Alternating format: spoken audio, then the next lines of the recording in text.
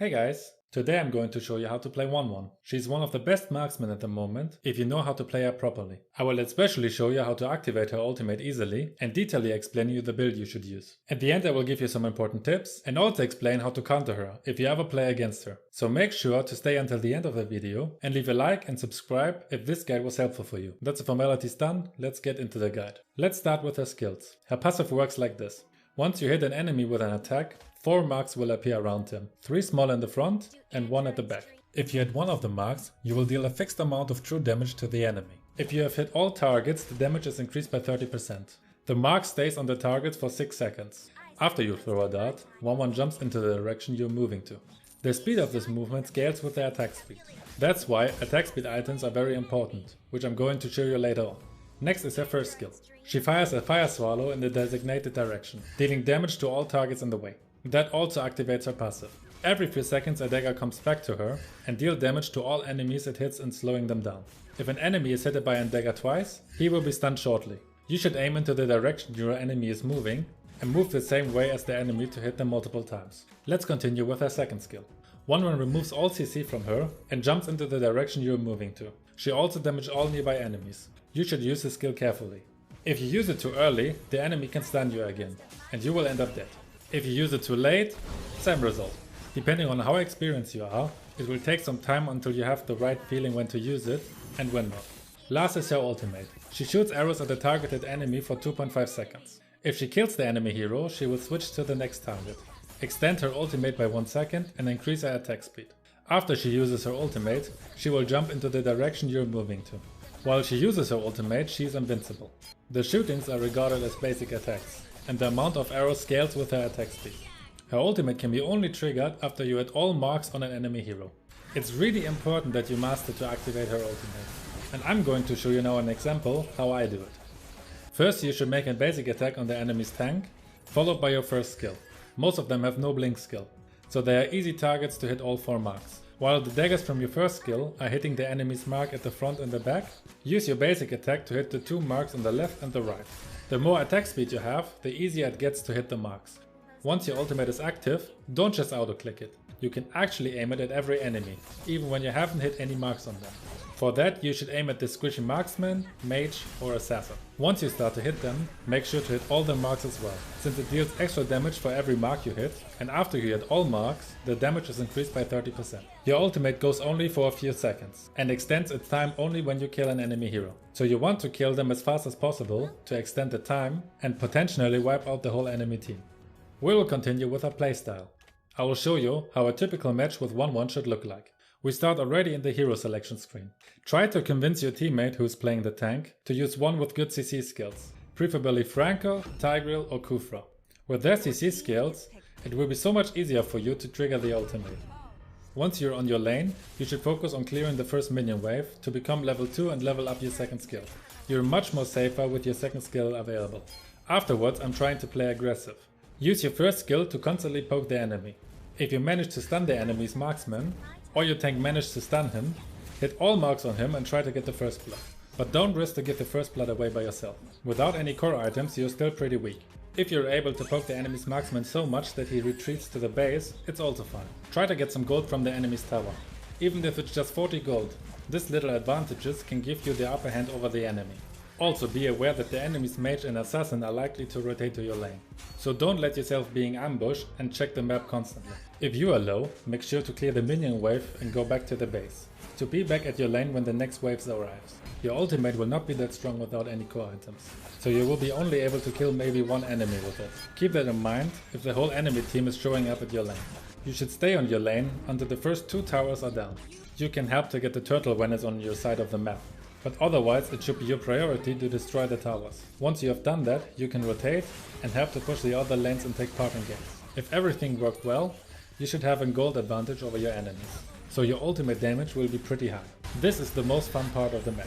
As soon as you use your ultimate, the enemies will just flee into all directions, but there is no escaping from you.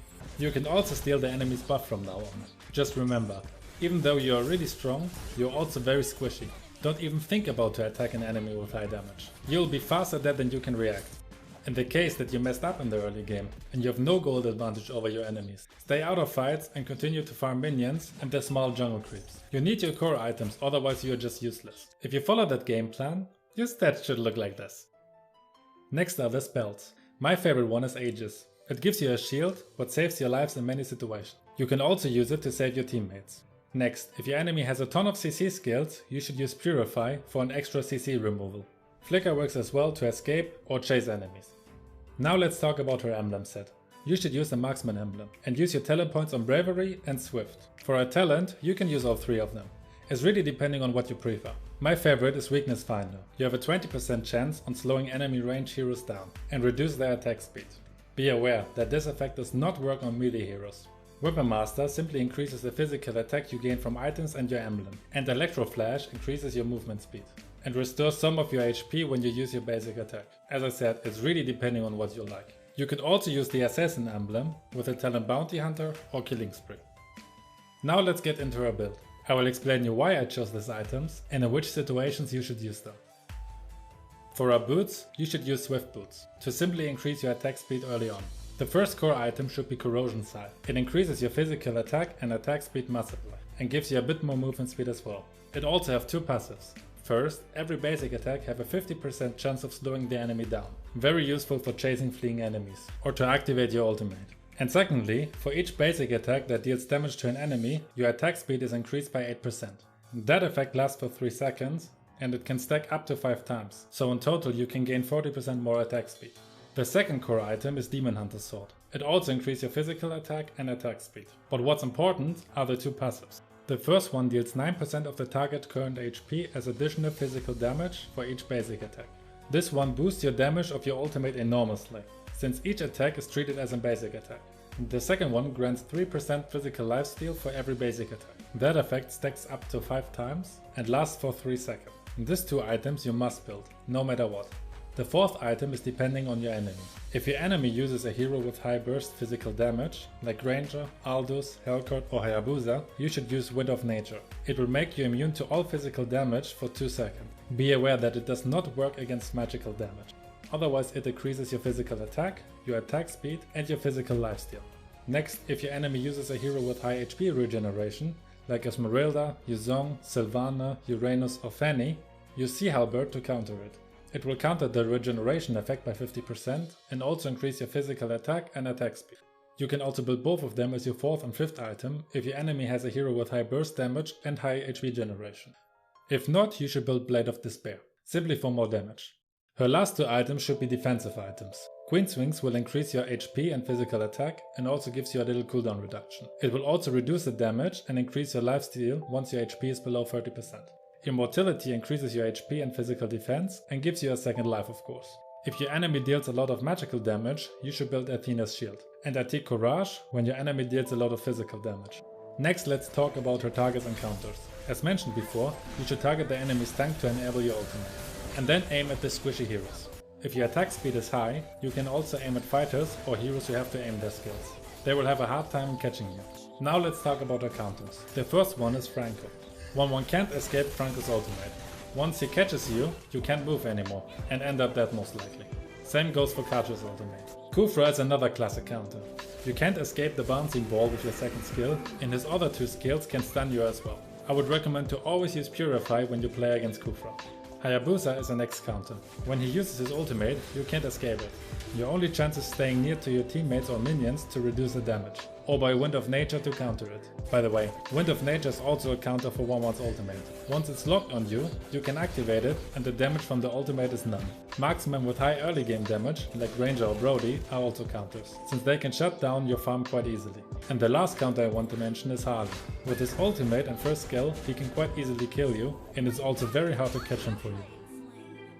Now, let's finish this guide with some tips and tricks. Be unpredictable with your jumps. It will be a lot harder for the enemy to catch you.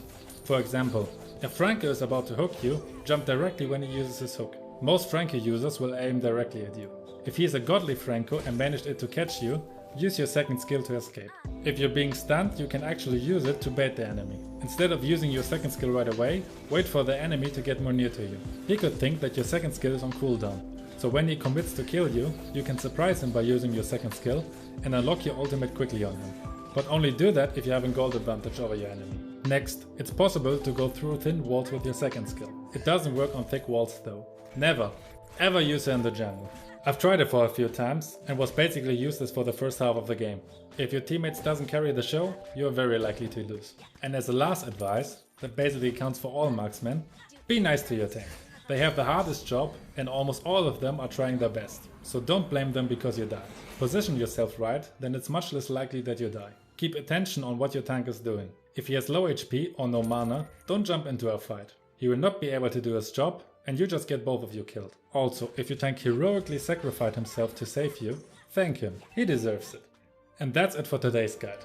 I hope you found it helpful. If you have any further questions or want to share your experience with WANWAN, just leave a comment below. Thank you for watching and see you next time.